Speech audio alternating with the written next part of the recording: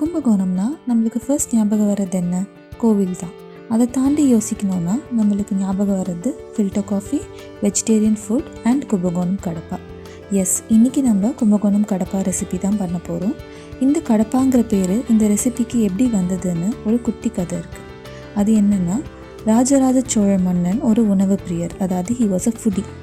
So நிறைய சமையல்காரர்கள் அவருக்கு விதவிதமான நியூ டிஷ்ஷஸ் குக் பண்ணி தருவாங்களாம். அது அவருக்கு பிடிச்சதுன்னா அவர் அதுக்கேற்ற மாதிரி பொற்காசுகள் அந்த குக்ஸுக்கு கொடுப்பார். ஸோ அந்த மாதிரி கடப்பான்னு பேர் இருக்கிற ஒரு சமையல்காரர் இந்த டிஷ்ஷை அவருக்கு குக் பண்ணி தரும்போது அதில் ரொம்ப இம்ப்ரெஸ் ஆன இந்த ராஜராஜ சோழ மன்னன் அவருக்கு இந்த டிஷ்ஷுக்கு பேர் கடப்பானே வச்சுட்டாரு. ஸோ இதுதான் இந்த டிஷ்ஷுக்கு பின்னாடி இருக்கிற ஒரு குட்டி ஸ்டோரி. ஸோ இப்போ நம்ம இந்த கடப்பா எப்படி பண்ணுறதுன்னு பார்க்கலாம். இப்போது நம்மளோட ப்ராசஸை ஸ்டார்ட் பண்ணலாம். இதுக்கு ஃபர்ஸ்ட் ஒரு குக்கர் எடுத்துக்கோங்க. இந்த குக்கரில் 1 கப் மூங் டால், அதாவது 1 கப் பைத்தம் பருப்பு போட்டுக்கோங்க. போட்டுட்டு இதை நம்ம இப்போ ட்ரை ரோஸ்ட் பண்ண போகிறோம். இதை நல்லா ட்ரை ரோஸ்ட் பண்ணுங்கள், பட் ஆனால் கலர் மாறக்கூடாது. கலர் மாறத்துக்கு முன்னாடி இதில் 1 கப் தண்ணி ஆட் பண்ணிவிடுங்க. தண்ணி ஆட் பண்ணிவிட்டு இதை க்ளோஸ் பண்ணிவிட்டு இப்போ இந்த பருப்பு நல்லா வேகிற வரைக்கும் ப்ரெஷர் குக் பண்ணுங்கள். இப்போது இந்த பருப்பு குக் ஆகிற மீன் டைமில் இன்னொரு கடாய் எடுத்துக்கோங்க. இந்த கடாயில் ஒரு 2 ஸ்பூன்ஸ் ஆயில் ஊற்றிக்கோங்க. ஊற்றிட்டு இதில் 1/2 ஸ்பூன் மஸ்டர்ட் சீட்ஸ், அதாவது கடுகு ஆட் பண்ணுங்கள். இந்த கடுகு நல்லா பாப் ஆகட்டும். இது பாப் ஆனதுக்கப்புறமா இது கூட 1 ஸ்பூன் ஊர்ஜ் டால் ஆட் பண்ணுங்கள், அதாவது உளுத்தம் பருப்பு ஆட் பண்ணுங்கள். அதுக்கப்புறமா 1 இன்ச் பட்டை அண்ட் 2 லவங்கம் இதை ஆட் பண்ணிவிட்டு இதை ஒரு 2 மினிட்ஸ் சாட்டே பண்ணுங்கள். இது இப்போ இந்த ஊஸ் டால் நல்லா ஒரு brown colour, light brown colour வந்ததுக்கப்புறம் நம்ம இதில் 2 வெங்காயம், அதாவது 2 சாப்ட் வெங்காயம் ஆட் பண்ணுறோம். ஆட் பண்ணி இதை சாட்டே பண்ணுங்கள். இது கூட கொஞ்சம் கறி லீவ்ஸை கையிலேயே க்ரஷ் பண்ணிவிட்டு அதையும் இந்த ஆனியன் கூட ஆட் பண்ணிவிடுங்க.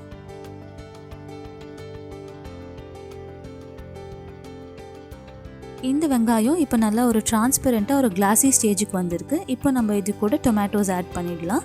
1 கப் டொமேட்டோ ஆட் பண்ணுங்கள், அதாவது 2 மீடியம் சைஸ் டொமேட்டோ நான் ஆட் பண்ணியிருக்கேன் இன்றைக்கி. இதை நல்லா கொஞ்சம் இதை சாட்டே பண்ணிவிட்டு இதை ஒரு லிட் போட்டு க்ளோஸ் பண்ணி குக் பண்ணுங்கள். இந்த டொமேட்டோஸ் நல்லா சாஃப்டாக மேஷ் ஆகிற வரைக்கும் இது குக் ஆகணும். இப்போது இது கூட ஒரு 1/2 ஸ்பூன் டர்மரிக் பவுடர் ஆட் பண்ணிவிட்டு அதோட ரா ஸ்மெல் போகிற வரைக்கும் நல்லா சாட்டே பண்ணுங்கள்.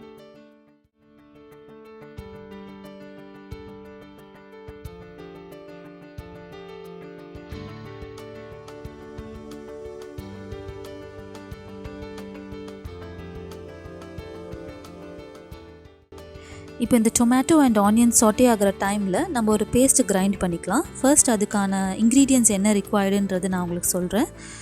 இதுக்கு 5 க்ரீன் சில்லிஸ் எடுத்துக்கோங்க. அண்ட் ஒரு 1/2 கப் கிரேட்டட் கோகோனட் எடுத்துக்கோங்க. ஒரு 10லேருந்து 12 பாட்ஸ் ஆஃப் கார்லிக் எடுத்துக்கோங்க. அண்ட் ஒரு 1/2 இன்ச் ஜிஞ்சர். இது கூட ஒரு ஸ்பூன் ஒற்றைக்கடலை அண்ட் ஒரு 1/2 ஸ்பூன் ஆஃப் கசகசா, ஒரு 1/2 ஸ்பூன் சோம்பு. இப்போ இது எல்லாத்தையும் சேர்த்து ஒரு பேஸ்ட்டாக நம்ம கிரைண்ட் பண்ணி எடுத்துக்கணும். இப்போ நம்ம ஆனியன் அண்ட் டொமேட்டோ கரெக்டான கன்சிஸ்டன்சியில் குக் ஆகிருக்கு. இது கூட இப்போ நம்ம அரைச்சி வச்ச பேஸ்ட்டை ஆட் பண்ணிடலாம். நம்ம அரைச்ச பேஸ்ட்டை ஆட் பண்ணிவிட்டு அது கூட 1 கப் வாட்டர் ஆட் பண்ணிவிடுங்க. ஆட் பண்ணிவிட்டு இது எல்லாத்தையும் நல்லா மிக்ஸ் பண்ணிவிட்டு இப்போ இது நல்லா பாயில் ஆகணும். ஸோ ஒரு லிட் வச்சு க்ளோஸ் பண்ணி இதை பாயில் பண்ண விடுங்க. நம்ம கிரேவி பாயில் ஆகிற டைமில் இப்போ நம்ம குக் பண்ணி வச்ச பருப்பை நல்லா மேஷ் பண்ணிடலாம். இதை ஒரு மத்து வச்சு கம்ப்ளீட்டாக மேஷ் பண்ணி எடுத்துக்கோங்க. இது நம்ம பிளெண்டர்லாம் யூஸ் பண்ணுறதை விட இந்த மாதிரி ட்ரெடிஷ்னல் மத்து யூஸ் பண்ணோன்னா நம்ம கிரேவிக்கே ஒரு தனி டேஸ்ட் கொடுக்கும். இப்போ நம்மளோட கிரேவி நல்லா கொதிச்சு வந்துருச்சு. இதில் இருந்த பச்சை வாசனைலாம் நல்லா போயிடுச்சு. ஸோ இப்போ இந்த ஸ்டேஜில் நம்ம கடைஞ்சி வச்சுருக்க பருப்பை ஆட் பண்ணிவிடுங்க. இந்த பருப்பை ஆட் பண்ணிவிட்டும் இந்த கிரேவி நல்லா கொதிக்க விடணும். இந்த பருப்பை ஆட் பண்ணதுக்கப்புறமா ஒரு 5 மினிட்ஸ் நல்லா கொதி வர விடுங்க. பருப்பு ஆட் பண்ணதுக்கப்புறமா நம்மளோட கிரேவி இப்போ ஒரு 5 மினிட்ஸ் கொதிச்சிருக்கு. இப்போது நம்ம உருளைக்கிழங்கு ஆட் பண்ண போகிறோம். நான் ஏற்கனவே 1 கப் அளவுக்கு உருளைக்கிழங்கு பாயில் பண்ணி அதை கட் பண்ணி வச்சுருக்கேன். அதை நான் இது கூட இப்போ ஆட் பண்ணுறேன். உருளைக்கிழங்கு ஆட் பண்ணதுக்கப்புறமாவும் நம்ம கிரேவியை கொதிக்க விடணும். ஒரு 5 மினிட்ஸ் கொதிக்க விடலாம் கிரேவியை. ஏற்கனவே இது உருளைக்கிழங்கு பாயில்டு உருளைக்கிழங்கு தான், ஸோ ரொம்ப கொதிக்க விடணும்னு அவசியம் இல்லை.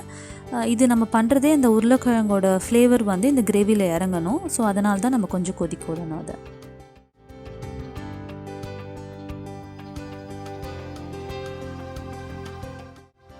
ஃபைனலி இப்போ நம்ம ஒரு half a லெமனை வந்து இதில் ஸ்க்வீஸ் பண்ணுறோம்.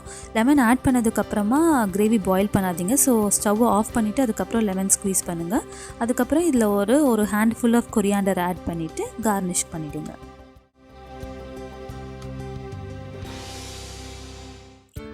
கும்பகோணம் ஃபேமஸ் கடப்பா கிரேவி இப்போ ரெடி ஆகிடுச்சு. இது வந்து இட்லி, தோசா, சப்பாத்தி, பூரி, இடியாப்பம் ஆர் ஈவன் ஆப்பம் கூட வந்து it's a very nice combination. எது கூட வேணால் பிளெண்ட் ஆகிடும். இது ஒரு நல்ல பிரேக்ஃபாஸ்ட் இல்லை டின்னர் ரெசிபி. இது ட்ரை பண்ணி பாருங்கள். Hope you will all like it.